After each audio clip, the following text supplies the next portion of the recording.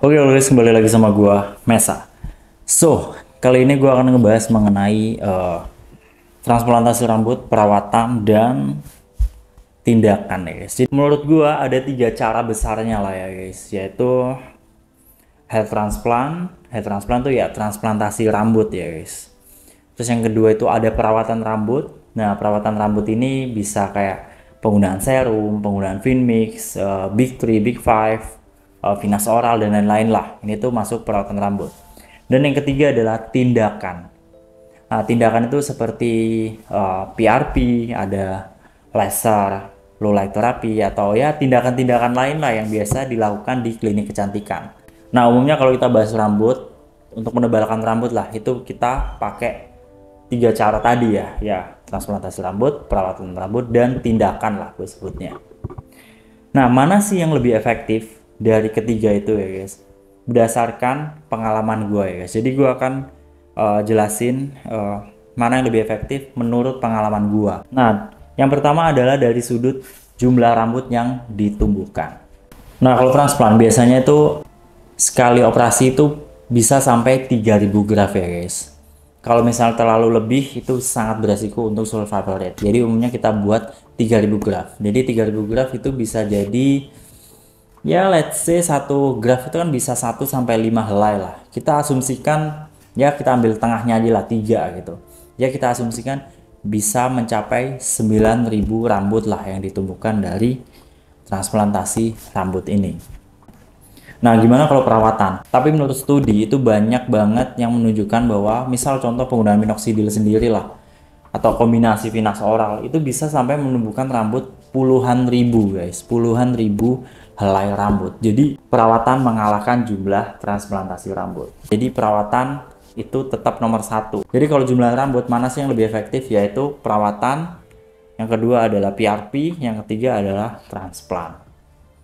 Jadi kalau lo pengen fokusnya ke menambah jumlah rambut, lebih fokusnya ke perawatan. Makanya lo bisa lihat teman-teman yang perawatan rambut itu jumlah rambutnya tuh kayak lebih menebal lah, lebih banyak lah. Dibanding teman-teman yang cuma transplant doang. Tapi tentunya kalau lo pengen lebih bagus lagi, jumlah rambutnya lebih banyak, lo bisa lakuin semuanya ya guys. Jadi lo dapat efek positif dari perawatan, lo bisa dapat efek positif dari PRP, lo juga bisa dapat efek positif dari si transplant rambut. Tapi yang jelas dari sudut pandang jumlah rambut, perawatan rambut itu yang paling tinggi jumlah rambutnya. Nah, kalau dari sisi mengisi rambut yang tidak ada. Mengisi rambut yang tidak ada ini maksudnya adalah mengisi rambut yang folikel rambutnya tuh udah mati, udah kosong, atau udah nggak ada ya guys. Ya, itu pemenangnya adalah di transplantasi rambut. Karena perawatan rambut dan tindakan tidak bisa melakukan hal itu ya guys. Jadi yang bisa mengisi rambut di tempat yang tidak ada folikelnya yang udah mati itu cuman transplantasi rambut. Jadi kalau lu fokusnya untuk mengisi rambut yang tidak ada, misal lu pengennya ke folikel-folikel yang udah mati lah, yang mungkin lu udah mengalami kebotakan udah lama, sangat disarankan lebih baik transplantasi rambut. Nah, terus yang ketiga dari sisi mana sih yang lebih cost efektif lah guys ya. Kita bahas mengenai transplantasi rambut ya guys. Mungkin ini gue bahas mengenai transplantasi rambut ke Turki. Nah, transplantasi rambut ke Turki paling nggak itu memakan biaya sekitar ya guys ya. Ini untuk gue sempat bahas kemarin kayaknya beberapa video gue untuk transplantasi rambut kali ini itu sekitar ya 60 jutaan. Itu untuk fokus transplantasi rambutnya ya. Itu kalian butuh sekitar 60 jutaan plus lah ya, mulai dari 60 jutaan ya realnya kita bisa lebih juga gitu. Terus gimana kalau perawatan? Kalau perawatan kita hitung, let's say kita hitung untuk 1 bulan lah ya guys. Misal lu pakainya misal lu pakai Finmix serum atau pakai Finas oral atau apa ya, let's say lu cuma pakai Finmix serum aja itu cuman butuh biaya 150.000 lah, 150.000, 160.000 untuk 1 bulan. Let's say lu tambah dengan Finas oral jadinya mungkin sekitar 250.000. Let's say lu pakai Big 3 lah, Big 3 itu harganya sekitar ya 300.000. Jadi ya kita asumsikan perawatan tuh harganya 300.000 ya per bulan. Nah, bagaimana dengan tindakan ya guys? Nah, PRP itu di klinik kecantikan pasti beda-beda ya guys setiap klinik kecantikan. Mungkin ada yang harganya murah, ada yang harganya sedang, ada harganya mahal. Tapi umumnya range-nya gue bisa bilang ya mungkin rata-rata 1 juta lah. Karena gue kemarin dulu banget gue PRP itu harganya seingat gue di range 700.000 itu dulu. Nah yang sekarang gue sempat lihat-lihat itu ada yang 1,5 juta, ada yang 2 juta, bahkan lebih lah.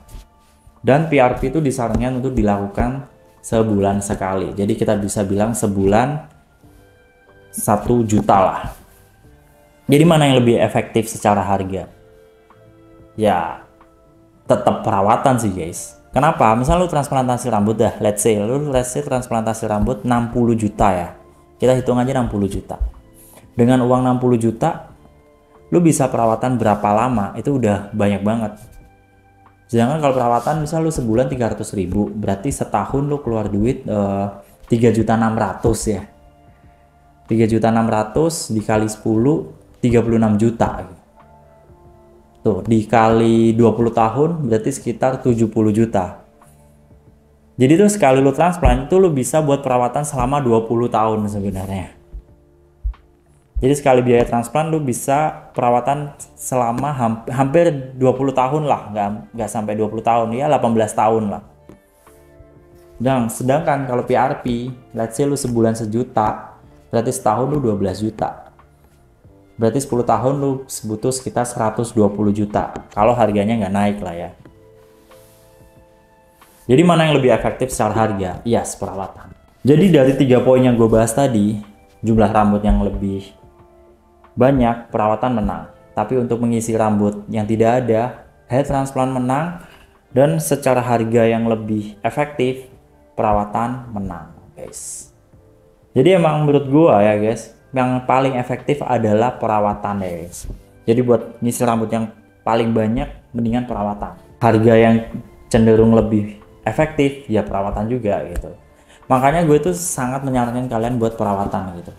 Cuman kalau kalian emang folikel rambutnya udah mati, ya mendingan lu transplant dulu gitu. Lebih bagus lagi kalau kalian menerapkan semuanya, tiga-tiganya tadi. Kayak lu transplantasi rambut, lu perawatan juga, terus mungkin sesekali lu bisa ditambah dengan PRP. Itu hasilnya bakalan top banget dan gue yakin rambut lo pasti jadi tebel banget juga sih kalau lo emang mengkombinasikan tiga-tiganya tadi.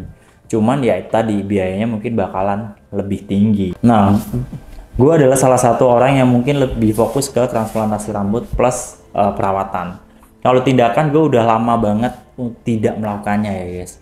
Gue bahkan terakhir PRP itu udah gue lupa. Gue PRP itu mungkin waktu zaman-zaman gue masih 1 tahunan setelah transplantasi rambut, dan sekarang gue tuh udah fokusnya ke perawatan aja guys.